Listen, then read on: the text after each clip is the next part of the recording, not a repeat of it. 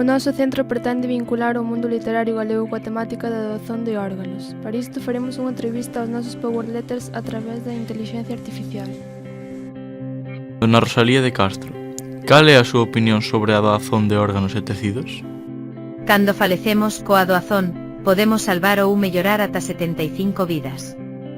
A moitas familias reconfortalle saber que o seu ser querido salvou outras vidas. Agora imos falar con Emilia Pardo Bazán. Que opina sobre a posibilidade de que tras o falecemento dunha persoa se poden doar os seus órganos e tecidos para salvar a vida de outras persoas que os necesitaran?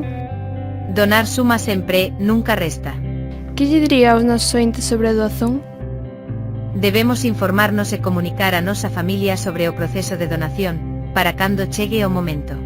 Castelao, como valora a importancia de doazón de órganos? A doazón de órganos e tecidos é un acto de intelixencia moi natural. É unha forma de garantir o dereito á vida e á saúde de todas as persoas, independentemente da súa orixe social e cultural. Don Ramón, que opina sobre a doazón de órganos e a súa importancia para salvar as vidas? Nunca é tarde para facer o ben, e menos aínda cando se trata de dar vida. Agora falamos con Otero Pedrallo. Don Ramón, como animaría a xuventude a converterse en doantes? A doazón de órganos é un acto de bondade e solidariedade, e todos debemos ser responsables de colaborar cos que necesitan un trasplante para salvar as súas vidas.